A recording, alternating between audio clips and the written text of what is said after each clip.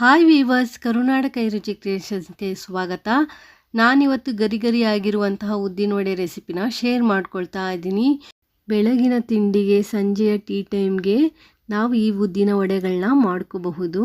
ತುಂಬಾ ಚೆನ್ನಾಗಿರುತ್ತೆ, ತುಂಬಾ ರುಚಿಕರವಾಗಿರುತ್ತೆ. ಹೇಗೆ ಮಾಡೋದು ಅಂತ ನೋಡೋಣ. ನಾನಿಲ್ಲಿ 1 ಗ್ಲಾಸ್ ಆಗುವಷ್ಟು ಉದ್ದಿನ ಬೇಳೆಯನ್ನು ತೆಗೆದುಕೊಂಡಿದ್ದೀನಿ. ಈ ರೀತಿ ಗ್ಲಾಸಲ್ಲಿ 1 ಗ್ಲಾಸ್ ತೆಗೆದುಕೊಂಡಿದ್ದೀನಿ. ಉದ್ದಿನ ಬೇಳೆನ ಒಂದು 2-3 ಬಾರಿ ಚೆನ್ನಾಗಿ ವಾಶ್ ಮಾಡಿ ನೆನೆಯೋಕ್ಕೆ ಇಟ್ಬಿಡಿ. ಒಂದು 8 ಅವರ್ಸು ನಾವು ಉದ್ದಿನ ಬೇಳೆಯನ್ನು ಚೆನ್ನಾಗಿ ನೆನೆಸ್ಕೋಬೇಕಾಗುತ್ತೆ. ಬೆಳಗ್ಗೆ ತಿಂಡಿಗೆ ಮಾಡ್ತೀನಿ ಅಂದರೆ ಹಿಂದಿನ ದಿನವೇ ನೆನೆಸಿಟ್ರೆ, ನೈಟು ನೆನೆಸಿಟ್ರೆ ಬೆಳಗ್ಗೆ ತಿಂಡಿ ಮಾಡ್ಕೋಬಹುದು. ಅಥವಾ ಬೆಳಗ್ಗೆ ನೆನೆಸಿ ಸಂಜೆ ಟೀ ಟೈಮ್ಗೂ ಸಹ ಮಾಡ್ಕೋಬಹುದು. ನಾನು 8 ಅವರ್ಸು ನೆನೆಸಿಟ್ಟಿದ್ದೆ. ನೋಡಿ, ಚೆನ್ನಾಗಿ ನೆಂದಿದೆ. ಉದ್ದಿನ ಬೇಳೆ ಚೆನ್ನಾಗಿ ನೆನೆಬೇಕು. ಬೇಳೆ ಅಥವಾ ಕಾಳು ಯಾವುದಾದ್ರೂ ನೀವು ಇಲ್ಲಿ ನೆನೆ ಹಾಕ್ಬೋದು. ಚೆನ್ನಾಗಿ ನೆಂದಿರಬೇಕು. ಆ ರೀತಿ ನೀವು ಚೆನ್ನಾಗಿ ನೆನೆಸ್ಕೋಬೇಕು. 5ರಿಂದ 8 ಅವರ್ಸು ನೆನೆಸ್ಬೇಕಾಗುತ್ತೆ. ನಾನು 8 ಅವರು ನೆನೆಲಿಕ್ಕೆ ಇಟ್ಟಿದ್ದೆ. ನೀರನ್ನು ಚೆನ್ನಾಗಿ ಸೋದಿಸ್ಬಿಟ್ಟು ನಾನಿವಾಗ ಮಿಕ್ಸಿ ಜಾರ್ಗೆ ಸೇರಿಸಿ ನುಣ್ಣಗೆ ಗ್ರೈಂಡ್ ಮಾಡ್ಕೊಳ್ತಾ ಇದ್ದೀನಿ. ನೀರನ್ನು ಸೇರಿಸ್ಲಿಕ್ಕೆ ಹೋಗಬೇಡಿ. ರುಬ್ಲಿಕ್ಕೆ ಏನಾದರೂ ಕಷ್ಟ ಅನಿಸಿದ್ರೆ 1-2 ಚಮಚ ನೀರನ್ನು ಸೇರಿಸ್ಕೋಬೋದು. ಜಾಸ್ತಿ ನೀರನ್ನು ಸೇರಿಸ್ಲಿಕ್ಕೆ ಹೋಗಬೇಡಿ. ಗಟ್ಟಿಯಾಗಿ ನುಣ್ಣಗೆ ನಾವಿಲ್ಲಿ ರುಬ್ಕೋಬೇಕಾಗತ್ತೆ. ನೋಡಿ, ನಾನೀಗ ರುಬ್ಬಿಟ್ಟು ಒಂದು ಬೌಲ್ಗೆ ಸೇರಿಸ್ಕೊಳ್ತಾ ಇದ್ದೀನಿ. ನಾನಿಲ್ಲಿ ನೀರನ್ನು ಸೇರಿಸ್ಕೊಂಡಿಲ್ಲ. ಬೇಳೆಯನ್ನು ಚೆನ್ನಾಗಿ ನೆನೆಸಿರೋದ್ರಿಂದ ಅದರಲ್ಲೇ ನೀರಿನಂಶ ಇರುತ್ತೆ. ಅದೇ ನೀರಿನಂಶದಲ್ಲಿ ನಾನು ರುಬ್ಕೊಂಡಿದ್ದೀನಿ. ನೀರನ್ನು ಎಕ್ಸ್ಟ್ರಾ ಸೇರಿಸ್ಲಿಕ್ಕೆ ಹೋಗಿಲ್ಲ. ಈಗ ನುಣ್ಣಗೆ ರುಬ್ಬಿ ನಂತರ ನಾನು ಒಂದು ಪಾತ್ರೆಗೆ ಸೇರಿಸಿದ್ದೀನಿ. ಇದನ್ನು ನಾವು ಚೆನ್ನಾಗಿ ಒಂದು 5 ನಿಮಿಷ ಕಲಿಸ್ಕೋಬೇಕಾಗುತ್ತೆ. ಚೆನ್ನಾಗಿ ಮಿಕ್ಸ್ ಮಾಡ್ಕೋಬೇಕು. ಈ ರೀತಿ ಹಿಟ್ಟನ್ನು ಮಿಕ್ಸ್ ಮಾಡೋದ್ರಿಂದ ಅದೊಂದು ಸ್ವಲ್ಪ ಹಗುರ ಆಗುತ್ತೆ. ಹಗುರ ಆದಾಗ ಉದ್ದಿನ ವಡೆ ಮೇಲ್ಗಡೆ ಗರಿ ಗರಿ ಆಗಿರುತ್ತೆ, ಒಳಗಡೆ ಸಾಫ್ಟ್ ಆಗಿರುತ್ತೆ. ಈ ರೀತಿ ನಾವು ಚೆನ್ನಾಗಿ ಹಿಟ್ಟನ್ನು ಬೀಟ್ ಮಾಡ್ಕೋಬೇಕಾಗತ್ತೆ. ಮಿಕ್ಸಿಲೆಲ್ಲ ಗ್ರೈಂಡ್ ಮಾಡಿದಾಗ ಅದು ಬಿಸಿ ಬರೋದ್ರಿಂದ ಹಿಟ್ಟು ಹಗುರ ಆಗಲ್ಲ. ಅದಕ್ಕೋಸ್ಕರ ನಾವು ಚೆನ್ನಾಗಿ ಈ ರೀತಿ ಬೀಟ್ ಮಾಡ್ಕೋಬೇಕು. ನೋಡ್ತಾ ಇರ್ಬೋದು, ನೀರಿಗೆ ಹಾಕಿದ್ರೆ ಅದು ಮುಳುಗ್ತಾ ಇದೆ. ಈ ರೀತಿ ಮುಳುಗಬಾರ್ದು, ತೇಲಬೇಕು.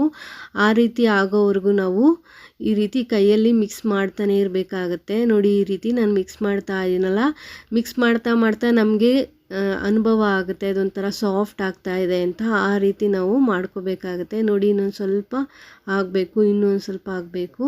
ಸೊ ಈ ಥರ ಚೆಕ್ ಮಾಡ್ತಾ ನೀವು ಹಿಟ್ಟನ್ನು ಚೆನ್ನಾಗಿ ಮಿಕ್ಸ್ ಮಾಡ್ಕೊಳ್ಳಿ. ಇವಾಗ ನೋಡಿ, ತೇಲಲಿಕ್ಕೆ ಶುರುವಾಗಿದೆ. ಇನ್ನೂ ಒಂದು 2 ನಿಮಿಷ ನಾನು ಹಿಟ್ಟನ್ನು ಬೀಟ್ ಮಾಡ್ತೀನಿ. ಹಿಟ್ಟು ಚೆನ್ನಾಗಿ ಈ ರೀತಿ ಬೀಟ್ ಮಾಡಿಕೊಂಡಾಗ ಅದು ಹಗೂರ ಆಗುತ್ತೆ. ನೋಡ್ತಾ ಇರ್ಬೋದು, ಇವಾಗ ಹಾಕಿದ ತಕ್ಷಣವೇ ನೀರಿನ ಮೇಲೆ ತೇಲ್ತಾ ಇದೆ. ಅಲ್ಲಿವರೆಗೂ ನೀವು ಹಿಟ್ಟನ್ನು ಚೆನ್ನಾಗಿ ಬೀಟ್ ಮಾಡ್ಕೋಬೇಕು. ಈ ರೀತಿ ಚೆನ್ನಾಗಿ ಬೀಟ್ ಮಾಡ್ಕೊಂಡ ನಂತರ ನಾನೀಗ ಇದಕ್ಕೆ ಸಣ್ಣದಾಗಿ ಹೆಚ್ಚಿರುವಂತಹ ತೆಂಗಿನಕಾಯಿ ಪೀಸಸ್ಸು 1-2 ಟೇಬಲ್ ಸ್ಪೂನು, ಒಂದು ಅರ್ಧ ಚಮಚ ಕುಟ್ಟಿರುವಂತಹ ಕಾಳುಮೆಣಸು, ಅರ್ಧ ಚಮಚ ಜೀರಿಗೆ, 2 ಹಸಿಮೆಣಸಿನ್ಕಾಯನ್ನು ಸಣ್ಣದಾಗಿ ಹೆಚ್ಚಿ ನಾನಿಲ್ಲಿ ಸೇರಿಸ್ಕೊಳ್ತಾ ಇದ್ದೀನಿ. ಈಗ ಚೆನ್ನಾಗಿ ಮಿಕ್ಸ್ ಮಾಡ್ಕೊಳ್ಳಿ. ಹಾಗೆ ರುಚಿಗೆ ತಕ್ಕಷ್ಟು ಉಪ್ಪನ್ನು ಸಹ ಸೇರಿಸ್ಕೊಳ್ಳಿ. ನಾನು ಒಂದು ಸ್ವಲ್ಪ ಉಪ್ಪನ್ನು ಸೇರಿಸ್ಕೊಂಡು ಚೆನ್ನಾಗಿ ಮಿಕ್ಸ್ ಮಾಡ್ಕೊಳ್ತಾ ಇದ್ದೀನಿ. ಒಂದು ಚಿಟಿಕೆ ಆಗುವಷ್ಟು ಅಡುಗೆ ಸೋಡಾವನ್ನು ಬಳಸಿದ್ದೀನಿ. ನೀವು ಬೇಕು ಅಂದರೆ ಇನ್ನೊಂದು ಸ್ವಲ್ಪ ಹಾಕ್ಬೋದು. ನಾನು ಬರೀ ಒಂದು ಚಿಟಿಕೆ ಸೇರಿಸ್ಕೊಂಡಿದ್ದೀನಿ. ಒಂದು ಅರ್ಧ ಚಮಚ ಆಗುವಷ್ಟು ಅಡುಗೆ ಸೋಡಾವನ್ನು ಸೇರಿಸಿ ಚೆನ್ನಾಗಿ ಮಿಕ್ಸ್ ಮಾಡಿ ಈ ರೀತಿ ಉಂಡೆಯನ್ನು ಕಟ್ಬಿಟ್ಟು ವಡೆ ಶೇಪನ್ನು ಮಾಡಿ ನಾವು ಎಣ್ಣೆಗೆ ಸೇರಿಸ್ಬೇಕಾಗುತ್ತೆ. ನೋಡಿ, ಈ ರೀತಿ ವಡೆ ಶೇಪನ್ನು ಮಾಡಿ ನಾವು ಎಣ್ಣೆಗೆ ಸೇರಿಸ್ಬೇಕಾಗುತ್ತೆ. ಎಣ್ಣೆಯನ್ನು ಚೆನ್ನಾಗಿ ಕಾಯಿಸ್ಕೊಂಡಿರಿ. ಎಣ್ಣೆ ಚೆನ್ನಾಗಿ ಕಾದ ನಂತರ ವಡೆಗಳನ್ನ ಸೇರಿಸಿ ಮೀಡಿಯಮ್ ಉರಿನಲ್ಲಿ ಇಟ್ಕೊಂಡು ಹೊಂಬಣ್ಣ ಬರೋವರೆಗೂ ನೀವು ವಡೆಯನ್ನು ಬೇಯಿಸ್ಕೋಬೇಕಾಗತ್ತೆ. ಎಲ್ಲ ಸೈಡು ವಡೆಗಳು ಹೊಂಬಣ್ಣಕ್ಕೆ ಬರಬೇಕು, ಅಲ್ಲಿವರೆಗೂ ಚೆನ್ನಾಗಿ ಬೇಯಿಸ್ಕೊಳ್ಳಿ. ತುಂಬ ಚೆನ್ನಾಗಿರುತ್ತೆ, ತುಂಬ ಬೇಗನೆ ಮಾಡ್ಕೋಬಹುದು, ಕ್ವಿಕ್ಕಾಗಿ ರೆಡಿ ಆಗುತ್ತೆ, ತುಂಬಾ ಟೇಸ್ಟಿಯಾಗಿರುತ್ತೆ. ತಿಂಡಿಗೆ ಮಾಡ್ಕೋಬಹುದು. ಉಪ್ಪಿಟ್ಟು ಅಥವಾ ಇಡ್ಲಿ ಮಾಡಿಕೊಂಡಾಗ ನಾವು ಈ ವಡೆಗಳನ್ನ ಮಾಡ್ಕೋಬಹುದು. ಅಥವಾ ಸಂಜೆ ಟೀ ಟೈಮ್ಗೂ ಮಾಡಿಕೊಂಡು ತಿನ್ಬೋದು. ನೋಡಿ, ಈ ರೀತಿ ಎಷ್ಟು ಚೆನ್ನಾಗಿ ಬಂದಿದೆ. ಒಳ್ಳೆ ಹೊಂಬಣ್ಣಕ್ಕೆ ಬರಬೇಕು, ಅಲ್ಲಿವರೆಗೂ ನೀವು ಬೇಯಿಸ್ಕೊಂಡು ಒಂದು ತಟ್ಟೆ ಮೇಲೆ ತೆಕ್ಕೋಬೇಕಾಗತ್ತೆ. ಮೇಲ್ಗಡೆ ಎಲ್ಲ ಗರಿ ಗರಿ ಆಗಿರುತ್ತೆ, ಒಳಗಡೆ ತುಂಬಾ ಸಾಫ್ಟ್ ಆಗಿರುತ್ತೆ ಅಂತಲೇ ಹೇಳ್ಬೋದು. ಇದೇ ರೀತಿ ಉಳಿದಿರುವಂತಹ ವಡೆಗಳನ್ನೂ ಸಹ ನೀವು ಫ್ರೈ ಮಾಡ್ಕೋಬೇಕಾಗತ್ತೆ. ನಾನು ಬೆಳಗಿನ ತಿಂಡಿಗೆ ಈ ಉದ್ದಿನ ವಡೆಗಳನ್ನ ಮಾಡ್ಕೊಂಡಿದ್ದೆ. ಸೊ ಇದೇ ರೀತಿ 2ನೇ ರೌಂಡು ಸಹ ನಾನಿಲ್ಲಿ ಸೇರಿಸ್ತಾ ಇದ್ದೀನಿ. ಚೆನ್ನಾಗಿ ಫ್ರೈ ಮಾಡ್ಕೊಳ್ಳಿ. ವಡೆಗಳು ತುಂಬ ಚೆನ್ನಾಗಿ ಬರುತ್ತೆ, ತುಂಬಾ ಟೇಸ್ಟಿಯಾಗಿರುತ್ತೆ. ಮೇಲ್ಗಡೆ ಗರಿ ಗರಿ ಆಗಿರುತ್ತೆ, ಒಳಗಡೆ ಸಾಫ್ಟ್ ಆಗಿರುತ್ತೆ. ಒಂದ್ಸಲ ಟ್ರೈ ಮಾಡಿ ನೋಡಿ, ಹೇಗೆ ಬಂದಿದೆ ಅಂತ ಕಮೆಂಟ್ ಮಾಡಿ.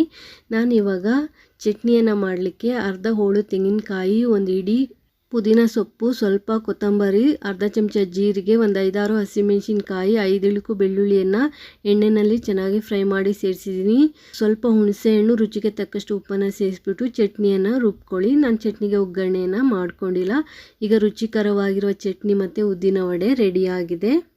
ವಿಡಿಯೋ ಇಷ್ಟ ಆದರೆ ಒಂದು ಲೈಕ್ ಕೊಡಿ. ಹೊಸದಾಗಿ ಚಾನಲ್ ನೋಡೋರು ಸಬ್ಸ್ಕ್ರೈಬ್ ಮಾಡ್ಕೊಂಡು ನೋಡಿ. Thanks for watching this video.